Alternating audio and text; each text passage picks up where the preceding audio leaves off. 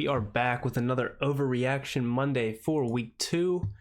I want to start this week off with what we started last week off with, actually, is the scoring that's been going on. So, 2 weeks down, besides the Monday night game tonight, which is the Eagles versus Falcons. But so far, teams are averaging 21.4 points per game. So, to put that in perspective, if the season ended today, that's the lowest total since 2006 when it was 20.7. Total touchdowns are down. If the season ended today, it would be at 2.14 per game per team, the lowest since 1993. Receiving touchdowns, lowest since 1978. Through week 2 in the last 10 years, 2024 marks the lowest amount of passing touchdowns by 12. Barring Monday Night Football, whatever happens tonight, assume that, there's 4 passing touchdowns tonight. That's still the lowest amount by 8 through 2 weeks. Field goals made, get this, are at 2.19, the highest ever by a pretty large margin. The next highest was 2.01 in 2017. And now that was the only 2 times that it's ever been over 2 per game per team. Honestly, we're just seeing more teams be content with getting 3 points. Kickers are smacking 50-yarders like it's nothing. Man, even 60-yarders, teams are pretty content going for that. And then to go along with that, right, football is a game of chess, checkers, whatever you want to call it, but constantly evolving and adapting to what the other's doing. So with the recent air raid and pass attacks that have come in the late 2010s, well, what are defenses going to do? Well, to stop the pass, they're going to bring in, lighter, quicker personnel, faster guys on defense, not big bullies up front. They don't need that. We need guys that can move side to side downfield, better pass rushers, more pass rushers. Offenses are adjusting with more run game, right? If you're going to throw lighter guys out there with lighter boxes, well, then we're just going to run the ball. And then we're going to do that by committee. So we get fresh guys in there all the time. We get guys that can run it up the middle. And then at the same time, we get guys that can also run swing routes. There's running backs that are playing receiver a lot more, right? And then at receivers, we obviously have a lot of Alpha X receivers out there, but we're getting a lot of big blocking receivers out there too, right? For these running backs to run behind. Along with, running 2 tight end sets. A lot more balanced offenses. That's what's winning football games. Not 40, 50 pass attempts a game. Not throwing for 500 yards. It's just not going to cut it anymore. A lot of people have been alluding to like 2 high shells, cover 2s, cover 4s, which is 2 deep safeties. So you can't be beat deep. Well, what are you going to do when that happens? Well, if the safeties are deep, they're not blitzing, right? They're playing back. So lighter boxes, what are we going to do? We're going to run the ball. We're going to play underneath. The short game, the dink and dunk game, and a lot of teams are doing that. That's what's happening. It kind of sucks because we have, so many great talented receivers out there. And I alluded to it before with the rise of 7-on-7s at the youth age. That talent's just increasing, but same with cornerback, right? The talent of D-back is going to increase right along with the talent of receiver when those 7-on-7s are just quarterback, receiver, and defensive backs for the most part. But that's how I want to start that off. Now let's get to the games. We'll start with the Thursday nighter. We have 15 games to talk about. Bills, Dolphins. So the Bills going into that game, Josh Allen was 10-2 versus the Dolphins. He's 11-2 now. James Cook in the defense, absolutely dominant. James Cook has 3 touchdowns. Bills offense only ran 45 total plays. The defense did it all. They only allowed the 4th lowest EPA pass per pass, and bliss at the lowest rate of week 2 at only 2.3%.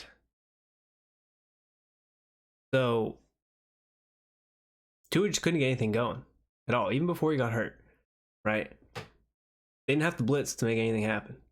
They were just sitting back, like I said before, trying to stop everything from over top, stopping the yards after catch, not letting Hill and Waddle beat them. And with that, they still had 12 quarterback pressures. Now, the Bills prove that they can win without Josh Allen having to do much. Josh Allen can play hero ball, they can win. The defense in the run game can be established, they can win. They're a good football team, right? Moving on to the Dolphins. Tua gets hurt, obviously, late in the game. But even before that, struggled immensely. Has 3 picks, including a pick 6 that was brutal for him to even throw that pass. Was looking to get it out of bounds, just didn't get there. His time to throw has always been very, very low, but it was at 2.22 seconds, extremely quick. He had the 4th worst EPA per dropback. Right, I already said that on the Bills side. The Bills game plan well, right? Tough game for Tua. Now, at this point, though, we don't know when Tua is going to be back. He said he was going to continue to play football, was going to seek expert help from a neurologist to get a better, timetable and what he should do. But with that being said, Skylar Thompson is apparently the starter going into Sunday against the Seahawks, with Tyler Huntley just coming in, that move being made, I think, yesterday, to come in and hopefully serve as the starting quarterback eventually, because Skylar Thompson just isn't it. He's not a quarterback in the NFL, ever. Nor should he ever be. But that's going to crush Tyreek Hill's fantasy value. Jalen Waddle. Hill's going to be like a low-end wide receiver 2. Just the way it looked last game. Obviously, they're getting crushed, and Skylar Thompson, Tyreek Hill, Jalen Waddle weren't trying to do much, but I just don't have faith in what Mike McDaniel can scheme up with Skylar Thompson at quarterback. I really think it's going to be the Achane show. It's going to be the running back show. Achane should get the bulk of the work. I don't expect a ton of plays to be ran. I just expect them to be down, losing, whatever it may be. But again, expect a lot of dump offs, things to Achane. Mostert, if he's healthy.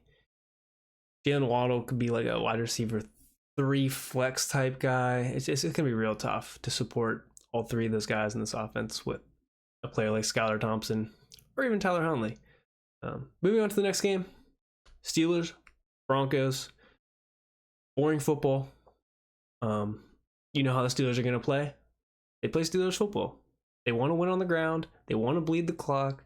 That's what they do. They want to bruise with Najee and Jalen Warren. Arthur Smith game plans for that. Now, something to keep in mind here, though, are snap counts. So we're looking at it. Najee, 45% of the snaps. Jalen Warren, 48% of the snaps. Now, whenever they're out there, they're most likely getting the football. Najee does get majority of the work still. So that's something to keep in count. They combined for 26 carries. Fields has 8 other carries out of 36 total attempts. As long as Fields is a starter, he's going to take away attempts and design runs. So with that being said, the Steelers are still going to just run the shit out of the football. Week 1, we can think about for Jalen Warren, which is a precaution with the hamstring. As I said in the last video, Warren, much more efficient per run than Najee, but he had 0% stack boxes according to NFL Pro, and Najee was running in one of the highest stack box rates in the NFL, per usual. When Najee's on the field, you expect a run. When Warren's on the field, it could be either usually a pass. If he runs the ball, they're not trying to stop that. It's usually on third down passing situations. Now, that being said, Fields was blitzed at the highest rate in week 2. We played very conservative. He attempted 1 deep ball all game. That's not great for Pickens, who's mainly the deep ball threat. He was covered by Surtain. Now, if you did watch the game, I'm a Steelers fan, I watched the game. There was one absolute dime by Fields. He put it right into Pickens' hands. Literally a dart, like 50 yards downfield into his hands. They got called back by holding. Pickens had a nice little short touchdown in the red zone, called back by offensive pass interference. Van Jefferson on like a pick route. That was some BS call. And then he did get a defensive pass interference called by Surtain on another deep route. So Pickens was definitely playing well. But again, if he's not getting the deep shots, he's gonna be one of those, gotta be efficient, not volume guys. So take that as you will. Pickett's still a great start for a wide receiver 2, wide receiver 3 guy. Now, moving on to the Broncos. Javonte saw 66% of snaps compared to just 52 in week 1. Even with Estimate, I mean, that was assumed to increase with Estimate out. Now, McLaughlin does take a step back from that as well. But the Steelers are one of the best run defenses in the NFL. They got crushed. Javonte faced the highest stack box percentage of the week. He did see 5 targets for, I think, 48 yards. Yeah, 48 yards, which does save his fantasy day in full PPR. Not so much in half PPR.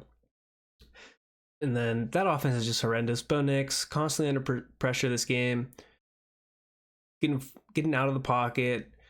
Passing volume was there with 35 pass attempts. But Bo Nix was 20 of 35, 246.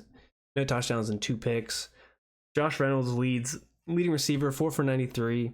Courtland Sutton only 4 targets on the day, which is 5th on the team behind Reynolds, Humphrey, Javonte, and Dolchich. Dolchich does get 8 targets, but only 3 for 16. That's concerning for Courtland Sutton. Considering the previous week he had like 12 targets down to 4. So there is no one here. There's no alpha. There's 10 guys that get a target this game. It's hard to start anybody besides Javonte as like a low-end flex play, with Bo Nix being so inconsistent. On to the Raiders and Ravens. Raiders obviously pull off the upset in Baltimore. Gardner Minshew, surprisingly, like really effective and efficient this game, going 30 for 38 for 276 and a touchdown. The Ravens D, not the best against the pass. They've allowed the most pass yards per game through 2 weeks, but obviously their opponents are going to choose to throw based on A, great game script, and B, their run defense, the Ravens that is, being number 1 so far this year. Javonte and Brock Bowers both get home. Javonte, 12 targets, 9 catches, 110 yards, and a touchdown. Brock Bowers, 9 targets, 9 catches, 98 yards. Most of that production coming in the fourth quarter. Javonte's, a lot of it coming in like the last couple drives as well. So nice to see that they get home there. Nice to see that Minshew can lead a game-winning, not a game-winning drive, but you know what I'm saying, can lead a win against a good team. Snap shares for Zamir White and Alexander Madison completely flip here. Zamir White goes to 63%, Alexander Madison only seeing 22%. So, and Zamir White does get 4 targets out of the backfield to Madison's 0. Moving on to the Ravens. Lamar throws for 34 attempts again. That's not exactly what you want out of the Ravens. He only rushes 4 times for 20 yards. That's good enough for a -9 rush yards over expected. That's the lowest he's ever had in a game ever in his career. You'd like to see Lamar run more than that, but you'd also like to see him tone it back from last week where he had like 16 rushes for over 100 yards and taking hits. Derrick Henry does get home on the ground, 18 carries, 84 yards, a touchdown. That all came relatively late. Early in the game, he was like 5 or 6 carries for minus yards. The Raiders were trying to stop that. Zay Flowers gets home, 11 targets, 7 catches, 91 yards, and a touchdown. We'll see how sticky all of this is with Lamar having to throw so much so far this season. Mark Andrews, 5 targets.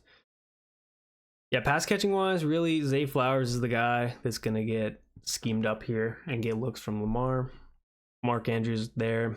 Isaiah Likely proving to be just kind of like not a fluky thing in week 1. It just seems like Andrews and Likely may go back to back on production here. So if we look at snap shares for Andrews, 63%, Isaiah Likely 49%. So definitely a decrease in both of their usage, but much more of a decrease for Likely's usage this week. Moving on to Browns Jaguars. Browns win that 18-13. Just an ugly, super ugly game. Defensive battle. Both really good defenses. Deshaun Watson goes 22 for 34, 186. No scores, no picks. Nobody's really impressive on the Browns. The snap shares are what I wanted to look at with Jerome Ford and Deontay Foreman. I think I saw Deontay Foreman took the first carry or snap this game. Underlying snap shares are good for Ford. Not necessarily good. He only had 44% of the snaps compared to Deontay Foreman's 38, and Ford had 75% in week 1. So significant decrease. That's with Pierre Strong going out. I would assume that Foreman was getting a lot of the between the tackles stuff instead of Ford to keep Ford fresh, especially with it looked like Foreman, Strong, and Ford is the only backs. With Strong down, you only have 2 backs there. So just making sure that Ford, the better back, isn't getting crushed between the tackles. Ford was extremely efficient, 7 for 64, 9.1 average. And Ford didn't really get going in the receiving game. Foreman did have a catch, 1 for 9 yards. Pierre Strong had a catch, 1 for 10 yards before he gets hurt. Elijah Moore actually tied for the team high in targets with 8. He was 6 for 44. Jerry Jeudy leading receiver in yardage, 5 for 73. Amari Cooper, 3 for 11 on 8 targets. But the one thing that you could say is Amari has the target share. There were some uncatchable targets from Deshaun, but there was a drop ball on 3rd and 6 that probably would have had 20 plus yards for Amari if he could do some dance and wiggle, maybe a score. That's all to be said there. I mean, I expect the Browns offense to be ugly. Hopefully Jerome Ford is still getting more usage as Pierre Strong gets healthier. They have another running back in the mix so that they can utilize him more and not be so worried about one of the backs going down. On Jacksonville side, Trevor Lawrence just did not look good. 14 of 30 for 220. No scores, no picks. This stat was kind of alarming. Lawrence had a minus 24 completion percentage over expected on quick pass attempts. A stat that he was second in the NFL in last year on quick attempts. He was second best on quick attempts in the NFL last year. He was horrible yesterday. Brian Thomas had a drop that would have been a nice 10-yard catch and run. He was also a broken tackle away from scoring on the 66-yard catch he had. Gabe Davis, 7 targets somehow, but looking at the film on NFL Pro All 22, looks pretty slow and doesn't separate on any of his routes I watched from yesterday's game. Etienne saved his day, had a nice rushing touchdown, wasn't super efficient, and wasn't really involved much in the passing game. 4 targets, 3 yards, 6 yards. 4 targets, 3 receptions, 6 yards.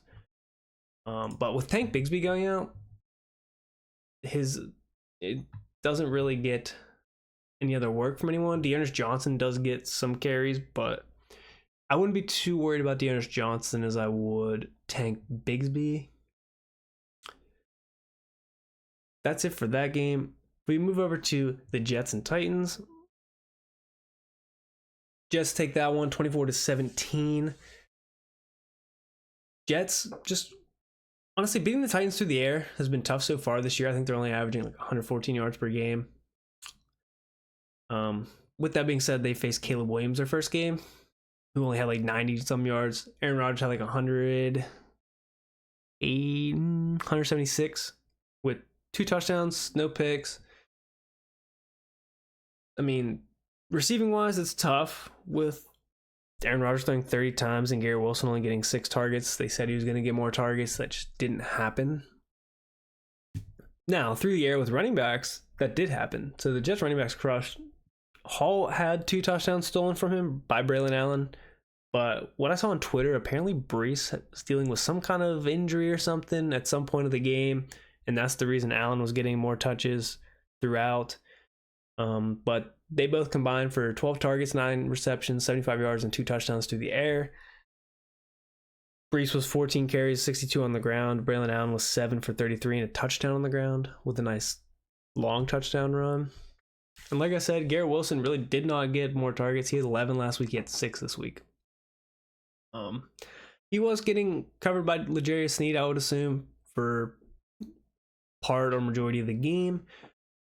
I mean, again, I'd still like to see more stuff going his way moving forward. I really hope so, because he's on my fantasy team. With that being said, if we're looking at the snap shares for Breece Hall, Braylon Allen, Breece Hall does go down from 82 to 72% in week 2, and Braylon Allen does jump up to 35%. Again, not sure what the injury was. Haven't seen anything about it. With the Titans, Levis wasn't actually that horrible in terms of completion percentage. Does have a costly mistake that ends up giving up points and they lose the game. He's going out of the pocket. In midair, he's like diving to pitch a ball to Tony Pollard. It bounces on the ground. Jets recover the fumble. Levis is always good for like some kind of dumb mental mistake. It really just didn't have to happen. Otherwise, he was 19 for 28, 192 yards, touchdown and a pick, with a really nice touchdown to Calvin Ridley. Now, within this, he was pressured 60% of his dropbacks. It's going to be, hard as a quarterback to succeed when you're getting pressured that much. Like I said, him and Ridley did connect for a nice signature deep ball for 40 yards. They missed on another 40-plus yard reception that maybe could have been a touchdown. It was just inches away from Calvin Ridley's hands. Spears did suffer an ankle injury this game, so Pollard did see a little bit of an uptick in snaps. If Spears does miss, which he only has a mild ankle sprain, potentially could play next week, but if he does miss, Pollard should see majority of the work. Moving on to the next game. Niners Vikings. Vikings win this one 23-17. Looking at the Niners, Brock Purdy was blitzed over 40% of the time, forcing him to be sacked 4 times and throwing an INT during that. Jordan Mason looks solid. Again, without CMC, he's going to be the lead back, getting pretty much all the carries, all the work. He was 20 carries, 100 yards, and a score with 1 target, 1 catch. Probably not going to see a ton in the receiving game, but that's fine. You expect the Niners to be up in a lot of these ball games where they can just run it with Jordan Mason. Debo's looking like the wide receiver 1 so far. Not sure how much that plays into Ayuk holding out and not being just fully there yet. If we're looking at snap percentages, Debo does play 86% and Ayuk plays 87%, so no difference there. Ayuk, that's an uptick of 27% for Ayuk, just not really getting the looks from Brock Purdy. And that could be because of him being blitzed so much and Ayuk being more of a deep threat, as Debo's more of an over-the-middle underneath threat. Kittle gets home, 8 targets, 7 for 76 and a touchdown. Aside from that, nothing to be talked about. 49ers will be fine. The offense will be fine. Brandon Ayuk should be fine. Good buy low opportunity. Keep Debo. He's going to keep getting work. Didn't get as many carries as you would expect. He only had 2 carries for minus 10 yards. But if we're looking at the Vikings, the big surprise here, obviously Sam Darnold being effective against one of the best defenses in the NFL. So against KOC, a wizard, Sam Darnold good? Is it both? Now, he did throw a pick, but it was to Fred Warner, and Fred Warner made a great play, probably the only linebacker who makes that play, and it was in the red zone or near the red zone. Can't remember which, but that could have led to another touchdown for the Vikings or 3 points. Something to keep an eye out here. Justin Jefferson suffered a contusion while blocking, got hit by Fred Warner, I want to say, on like a block. But he did his thing. A huge 97-yard touchdown. He was 4 for 133 and a touchdown on 7 targets. He's obviously going to get his schemed up stuff. We know the KOC loves to get him the football. No worries there. Jalen Naylor, another touchdown. 3 for 54 for him. Aaron Jones getting all the receiving work out of the backfield. 6 targets, 5 catches, 36 yards. But was ceding some of the groundwork to Ty Chandler. Ty Chandler had 10 carries to Aaron Jones' 9. Could be because Chandler was much more efficient, probably running through lighter boxes though. He was 10 for 82 whereas Jones was 9 for 32. And then if we're looking at the underlying snap rate or snap percentages, Ty Chandler had the same as last week at 35%, and Aaron Jones actually saw an uptick to 61% from 55%. On to the Chargers Panthers, probably the ugliest game of the week, if I had to guess correctly. Yeah, it's pretty ugly. I mean, Chargers, not ugly for them. 26-3 victory. J.K. Dobbins is for real. He's back. 17 for 131 and a touchdown again. Still splitting work with Gus Edwards, who does have 18 carries himself, but much more inefficient, not as explosive for only 59 yards.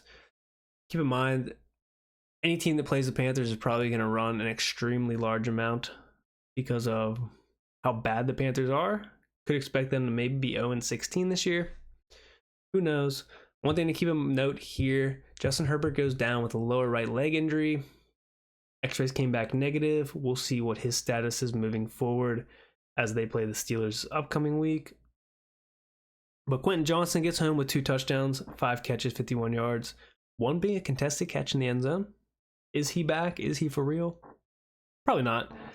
McConkey, 4 targets, 2 for 26. Palmer, 2 targets, 2 for 19. Not a lot of passing volume, only 20 attempts for Herbert in this one. As again, probably not going to pass a lot against Carolina. There's really no need to, as they're going to be up. Snap shares for Dobbins and Edwards: 48 for Edwards, 46% for Dobbins. I assume that continues to be the same as they want to keep Dobbins healthy, and they paid Gus Edwards. Oh. Continue to see a split there in my mind, with Dobbins getting majority of receiving work. Moving over to the Panthers, there's really nothing to say. This team is horrible. It's miserable. Nothing can get going for them. Deontay Johnson, another 6 targets, leads the team, but it's really just ugly. Chuba Hubbard does decent, 10 carries for 64 yards with 4 catches for 12. It's just not pretty. And with that being said, Andy Dalton is going to start next week, according to head coach Canales. There's just Bryce Young is just getting slaughtered out there. It's making him look bad. The confidence is not there. Let Andy Dalton get crushed. Miles Sanders sees an uptick in snap percentage this week with 42%. Chuba Hubbard 58%. Hopefully, when Jonathan Brooks comes back, this team gets a little spark. He gets something together. Again, for my fantasy team's purposes. Next game, Seahawks-Patriots. Seahawks win this one 23-20 in overtime. Patriots, decent. Solid team. Seahawks, short passing game on fire. Geno Smith, 28 of 31 on passes under 10 yards for 201 yards. This played right into JSN's game on like short crossers, slants, underneath, intermediate stuff. He has the best day of his career. 16 targets, 12 catches, 117 yards for JSN. DK had a great game when he wasn't getting shadowed by Christian Gonzalez. On 7 targets away from Christian Gonzalez, 105 yards and a touchdown. 7 times he was targeted against Christian Gonzalez, 3 catches, 24 yards. Now, luckily, on the 8 times he wasn't shadowed by Christian Gonzalez, Geno was targeting him pretty much every time. So that's good news there. DK gets home, 10 for 129 to score on, I think, a 50-plus yard touchdown with 14 targets. JSN gets 16 targets. Tyler Lockett taking a backseat in terms of target share there, but not snap percentage. All the receivers play over 80% of the snaps with Lockett and Jigba and Metcalf. Charbonnet gets the starter running back with Kenneth Walker out. Very inefficient, 14 for 38 with the score. New England's defense is pretty solid, though. Charbonnet does get involved in the passing game, 5 for 31 on 5 targets, so he does get home in fantasy.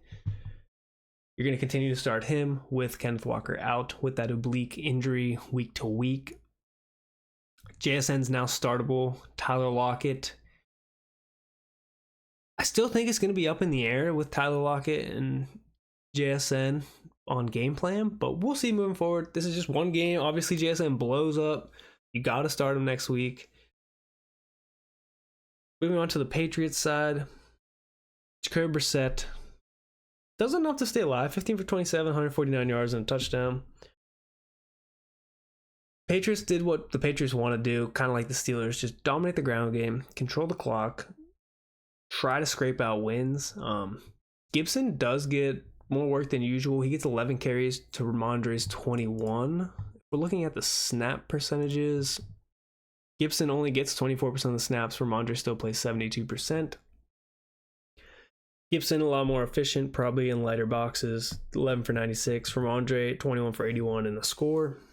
Ramondre still gets everything in the receiving game. 5 targets, but only 2 catches for 9.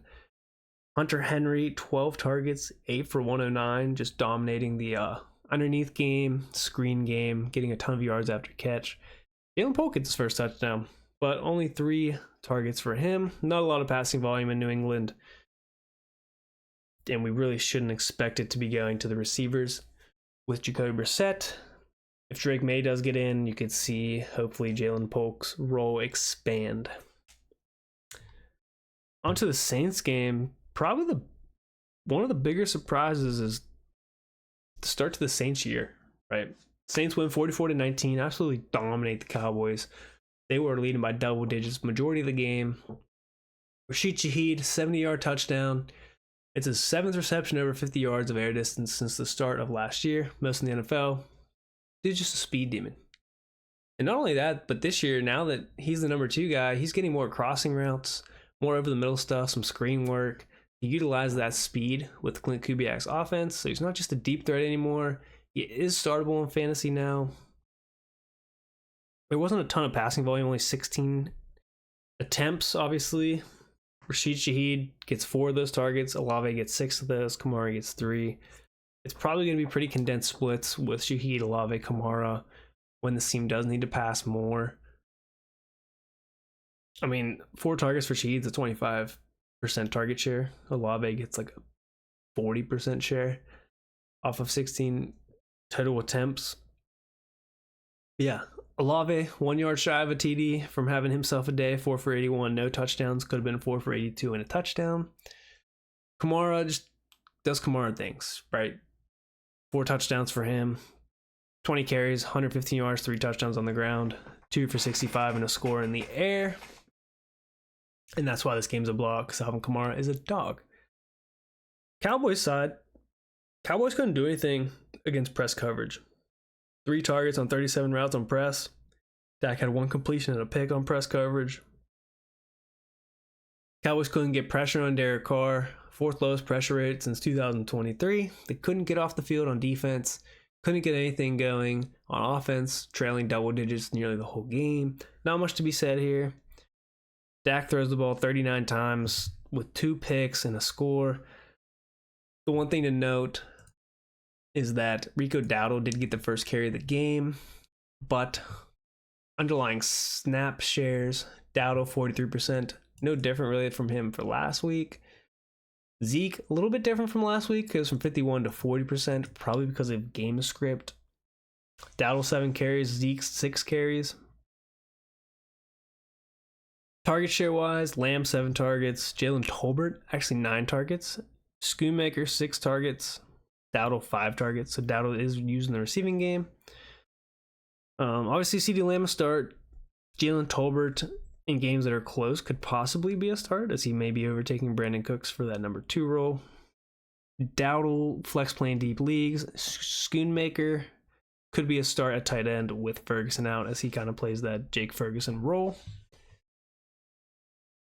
Expect better games from the Cowboys. They're not going to usually be getting blown out like that. On to Giants Commanders. Commanders win 21-18, mostly because the Giants didn't have a kicker the whole game, so they couldn't kick extra points. 3 touchdowns, 0 extra points. Danny Dimes, 16 for 28, 178, and 2 scores. It was really the league neighbor show. 18 targets on 26 routes, 10 receptions, 127 yards, and a touchdown. He did have a big drop on the sideline that was in his hands that most likely cost them the game. Could have had a bigger day. Didn't watch all the routes and everything and the throws. Probably some uncatchable targets from Danny Dimes, but maybe some more close ones that could have resulted in an even bigger day for Neighbors. Devin Singletary, the sole back here, getting everything on the ground. He looks sick, forcing missed tackle after missed tackle. It was against the Giants, so can't look too much into that, but Singletary does go 16 for 95 in a score. No other receiver startable in this offense, although Wan'Dale Robinson does get home on a touchdown. Commander's side, Jaden Daniels actually was pretty decent as a passer. Toned it back and didn't really tone it back actually on the run game. He was 10 for 44. He took a big hit, was out for a second for a play or two with a rib injury. But man, he needs to stop taking those hits like that. He's not the biggest dude out there. But like I said, efficient as a passer this game. All throws were out quick. Average of 2.33 time to throw. Like I said earlier with Tua, I'd like 2.22. And Tua's always been pretty low his whole career. That's Tua levels of time to throw. Brian Robinson, great efficient day on the ground. 17 carries, 133 yards. He's the RB1 here. Eckler only gets 8 carries for 38. If we're looking at the snap shares, Brian Robinson, 60% of the snaps, a little uptick from last week. Austin Eckler down from last week to 43%.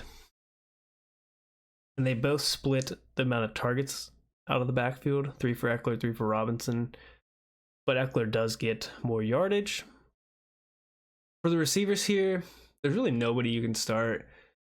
It's clearly like a horizontal raid instead of vertical raid, and you're just relying on passing volume rather than like efficiency, and nobody's really gonna get home. McLaurin gets 8 targets, but he's 6 for 22 on these shallow routes. Zach Ertz, 4 for 62 on 4 targets. Like it's ugly there receiver wise. I'd really consider benching Terry McLaurin until he pops off. On to the next game, the Bucks Lions. So Bucks win this game 20-16.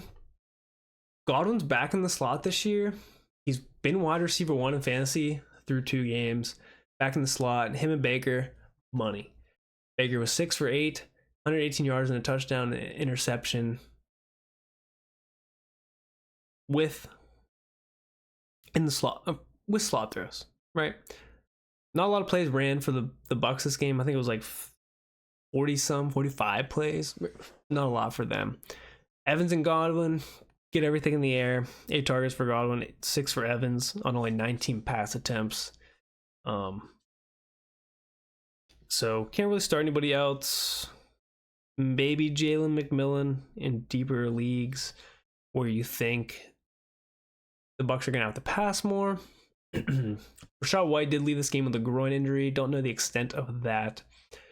But the Bucks run game, very inefficient, only averaging 3 yards a carry. That's being boosted up by Baker Mayfield's 6.8 yard average, who does get home with a rushing touchdown on some sick moves. But aside from that, that was against the Lions, one of the best run defenses in the NFL, and actually improving as in the pass defense with some young corners. And then if we're looking at the snap counts for Tampa, let's see if this loads here. The snap counts for Rachaad White, 71%, Bucky Irving, 35%, so nothing really different there. Over to the Lions, opposite of the Bucks, who only run 40-some plays, the Lions ran over 80 plays on offense. Jared Goff throws for 55 attempts, completes only 34 for 307, no touchdowns, 2 picks. If we're looking at the backfield split here, Montgomery's usage goes down to 35% from 49%, and Gibbs goes up to 62%, more than likely because they had to throw the ball 55 times, and Montgomery's not that guy. Now, Montgomery does get 4 targets, 4 for 35, versus Gibbs 7 for 72 on 7 targets. So Montgomery does get some work there. He does get the rushing touchdown on the goal line, 11 for 35 on the ground for Montgomery. Typical Montgomery game does get you like 17 fantasy points in PPR. Gibbs, with his receiving work. PPR scam, 7 points off 7 receptions. So he also gets there. Both are still must starts on this Lions team. Through the air, Amon-Ra gets 19 targets. 19. And Jameson Williams gets 11. They both get home. Jameson 5 for 79, Amon-Ra 11 for 119, but no scores through the air for anybody. Again, condensed target splits, Amon-Ra, Jameson Williams. Hopefully Sam Laporta only has 3 targets, 2 for 13. I wouldn't hit the worry button just yet, but on 55 pass attempts, and Laporta only has 3 targets, panic button's coming. We need to see something out of Sam Laporta for the price that he was in drafts. Off that game, onto the Colts-Packers. Packers win this one 16-10. This was a trap game from Vegas. I thought Malik Willis, no way he's winning a football game. He's not going to throw from over, 100 yards. I bet the under on his yardage at like 164.5. That hit. But AR is just so damn bad on throws, intermediate and underneath, that if he doesn't hit on deep shots, they have zero chance of winning a football game because of how inefficient, how bad he is. So, again, like I said, his efficiency is just unsustainable. 1 week it's going to be amazing, whatever it is. But this week, 6 of 16 on passes over 10 air yards. He loves to throw the ball deep, but it was 100 yards, a touchdown, and 3 picks on those. That's really not going to ever get it done. Not a lot of plays. I mean, that's just not going to get it done for you. He throws the ball 34 times, completes 17 passes for 204 yards, a touchdown, 3 picks. JT does have a good day. 12 carries, 103 yards on the ground. Super efficient for him. 4 targets, 2 catches, 32 yards in the air. So he does get home with 15.2 full PPR fantasy points. You'd like a score out of him. Just a super low scoring game in general. One stat to look at, Richardson has more interceptions against man coverage, 2, than completions, 1. Now, with Richardson's woes, it's time to panic on Michael Pittman. I was off Michael Pittman going into this season. I said it. Didn't like him for the price on really any platform besides Underdog because he was going much, much later. But he was going as damn near wide receiver 1 on other platforms and redraft. Whereas Underdog, he was like a wide receiver 2, low end, high end wide receiver 3, which I was fine with. Now I'm even regretting that. He's just so inaccurate on intermediate routes that it's boom or bust. Pittman's not like a deep threat guy with Alec Pierce and Adonai Mitchell in this team. So yeah, I mean, AR doesn't get home either fantasy-wise. He only rushes for 37 yards 4 times. We're going to leave that game behind us. Moving on to the next one for the Colts. Panic button on Michael Pittman, though. Panic, panic, panic. Packers side, Malik Willis, like I said, surprisingly efficient. Not surprised he only throws for 122 yards, and not surprised he only throws 14 times, but he does throw a touchdown pass. He was like 10 for 10 on passes under 10 yards or whatever. As you would expect, the LaFleur's gonna, try to get the ball out. Shallow for him, easy completions from Malik Willis, build up some confidence, just get the ball into playmakers' hands, get him moving. And then Josh Jacobs carries the ball 32 times for 151 yards. That was like the main takeaway, and what people expected was Josh Jacobs was just going to dominate touches in this offense and bleed the clock for the Packers. Romeo Doubs, 3 targets, 3 catches, 62 yards. The safety blanket for Jordan Love and for Malik Willis. Dontavian Wicks, 3 for 26, does get home with a touchdown on 4 targets. As expected, Jaden Reed does absolutely nothing this game, but does get schemed up with some rushes, 2 for 37. This game played out how I imagined it, aside from the Colts being absolute dog shit. Packers side played out how I expected it. The Colts, I really knew it was going to be a trap game when it was only -3 the whole time, when everyone knew Jordan Love wasn't going to play, and it was -3 Colts. Knew it, but I bet on it anyway. Leave this game in the past. Next game, Rams-Cardinals. Absolute blowout, 41-10 Cardinals.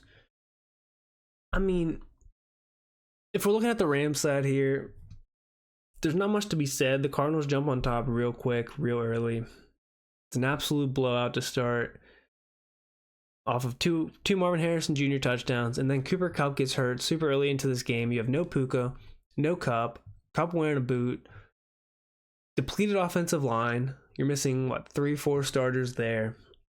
You can't get a run game going when you're down that much. Kyron's getting hit behind the line of scrimmage. You're still trying to pound it on the ground with Kyron. 12 for 25 with a touchdown. Blake Corum gets going later in the game. 8 for 28, 3.5 yard average. Inefficient. Everyone wants Blake Corum, but he's inefficient, and they're running the ball down, 30 points, and he still can't get going behind this line. It's not Kyron. It's not Blake Corum. It's the team. It's not the talent of the running backs. It's the offensive line. It's the game script. It's tough. No receiver gets home. Kupp has the most targets, and he left the game in the first quarter, I want to say, maybe second quarter. Kyron gets 5 targets, 4 for 27. Everyone else, 4 targets. It was bad. It's going to be bad going forward for this team if Cooper Kupp's out. Demarcus Robinson could be a decent flex play. Continue to start Kyron Williams. But no one else here is viable. No one else here shows that they're viable. Colby Parkinson only has 2 targets. It's going to be brutal for the Rams going forward. Now, on the flip side, man, the Cardinals look great. Kyler looks great. Marvin Harrison heard all the shit talk. It's 20 plus miles per hour on his 60-yard touchdown. They were just balling this game. Like I said, the first 2 touchdowns of the game were big Marvin Harrison touchdowns. Kyler completes all 5 of his deep passes in the first half for 156 and 3 scores. Nearly all of his production came on dropbacks over 2.5 seconds. Kyler was scrambling, making plays. His legs are fully healthy. He looks good. He has a top wide receiver now. He has a top tight end in McBride, who was 6 for 67 on 6 targets. Harrison, 8 targets, 4 for 130 and 2 scores. Those 2 dominate the receiving game. I mean, obviously, Kyler only throws 21 times as they're just pounding the Rams. James Conner, 21 rushes, 122 yards, touchdown. Trey Benson gets some garbage time runs, 11 carries, but only for 10 yards. This is James Conner's backfield. It's going to be condensed to Kyler Murray, James Conner, Marvin Harrison, Trey McBride. Kyler does it with his legs too. 5 carries for 59 yards. This team looks good. Coming into this, they were one of my sleeper teams to take a next step, be good, be Kyler's best team that he's ever played on. The line doesn't look bad. Everything looks good besides the fact that their defense is kind of suspect, but when you have an offense like that, you can score 30 plus a game.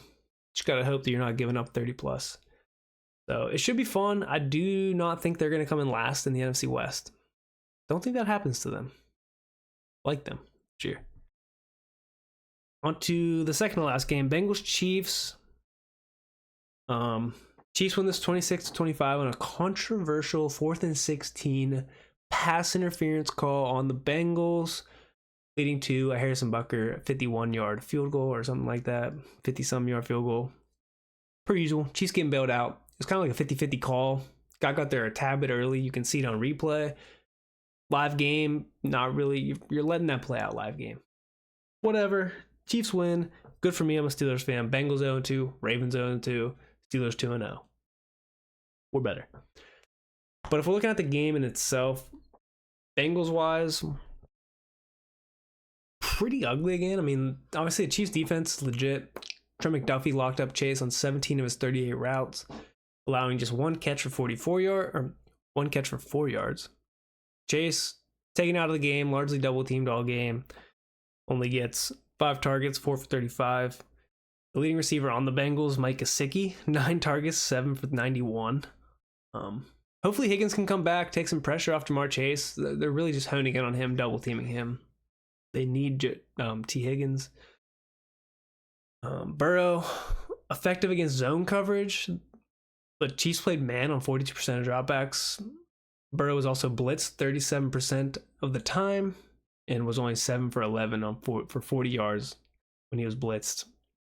Run game, super inefficient. 12 for 34 for Zach Moss.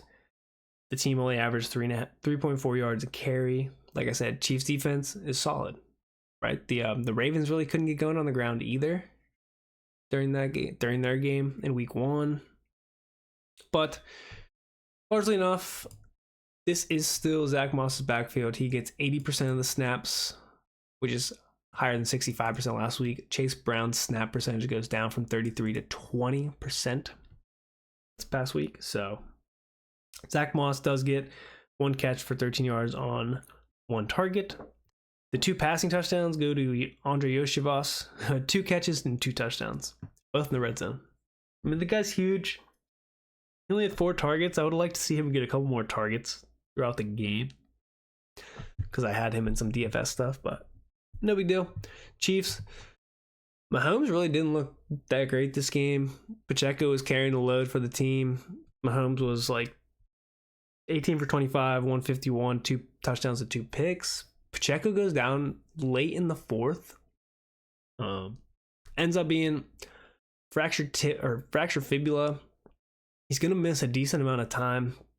Potentially the whole season. I don't imagine, but he's going to go on IR. He's going to miss a lot of time as he's recovering from that. The offense is probably going to be pretty ugly if Mahomes can't get better, through the air. He's going to have, with no Hollywood, it's going to be tough. Worthy's going to have to step up. Rice is going to have to continue to get better as a route runner, expand his route tree. Kelsey's going to have to continue to take a step back up in this offense. They wanted to kind of phase him out and keep him healthy, but he needs to, be that playmaker again, because I imagine that Mahomes and Andy Reid decide to make this more of a pass-first offense rather than like a balanced run-first offense, because Pacheco, was the energy, was the guy. He had the 4.3, 4.4 speed, could make plays happen with his feet, and was also the bruising back too. Like, he brought the energy. Without that, I don't think Carson Steele, undrafted, and Samaje Perine, like 28, 29 years old, can really be trusted by Andy Reid and the Chiefs to do everything Pacheco is doing. And B, I just don't think they're talented enough. We'll see what they decide to do. Mahomes has proven to carry the team on his back before. He's just going to have to be better than he's been, though. He needs to go back to the Mahomes of old. But the Chiefs defense continue to be great, so maybe they're not going to have to pass as much, but we'll see what happens there. Moving on to the last game, the Sunday night game last night, Bears-Texans. Texans win that 19-13. For the Bears, Caleb was under pressure all night. Texans blitzed over 40% of the time, generating 12 pressures, 5 sacks. Caleb 3 for 12, 15 yards, and a pick when blitzed. Rough night for him last night, rough night for him week 1. It was definitely tough being blitzed that much when Keelan Allen was out. He's a security blanket for him. He loves it to go to him on those, shallower routes. But it was just tough overall. I watched some of the game, kind of fell asleep for it, but Caleb threw the ball 37 times, completed 23 of those, 174 yards, no touchdowns, 2 picks. Not super great. Looked decent escaping the pocket, but that line does not look good either. He's just getting pressured like crazy. He was able to get 5 carries for 44 yards. DeAndre Swift just so inefficient. 14 carries for 18 yards. Can't be started. Swift does get home 5 targets, 4 receptions, 24 yards through the air. Still, in my opinion, can't be started. DJ Moore, 10 targets, 6 catches, 53 yards. Adunze, 5 targets, 2 for 33. Bears offense is a nightmare right now. Hopefully Caleb can figure it out. It's only 2 games into his rookie year. Personally, I think he'll be fine. Just everything needs to settle down. Texans are a really good team defensively, just overall. And the Titans were no slouch either defensively for week 1. So hopefully they can get a get-right game here soon. Texans-wise, Nico Collins is 100% the number 1 in Texas and Houston. He's the security blanket for CJ Stroud. He's the most reliable receiver for CJ Stroud under pressure, aka the security blanket.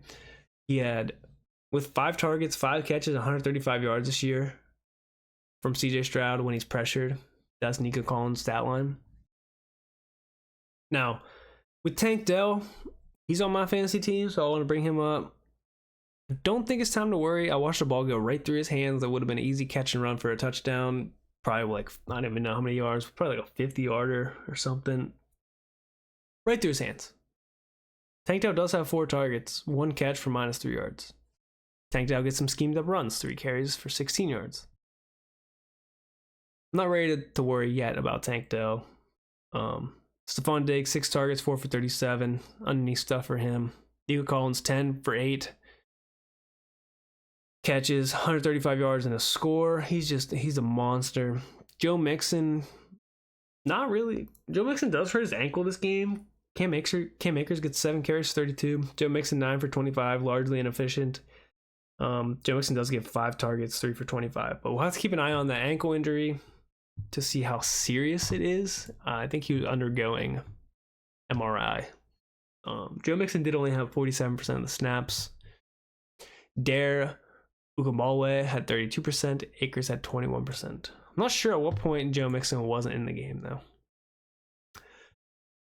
Along with that, too, let's talk about the snap shares for the receivers real quick. Tank Dell did increase his snap share percentage from 63 to 69% last night, as well as all the receivers, so they had a little uptick, too. That's it for the Week 2 recap on Overreaction Monday. Told you guys who I'm overreacting on. Told you guys who I'm cool with. Let me know in the comments. Leave a like. Please subscribe. If you have any questions about your teams, let me know. You can DM me on Instagram at FantasySpitters. I hope you guys appreciate this video. We like doing the work for you guys. Peace.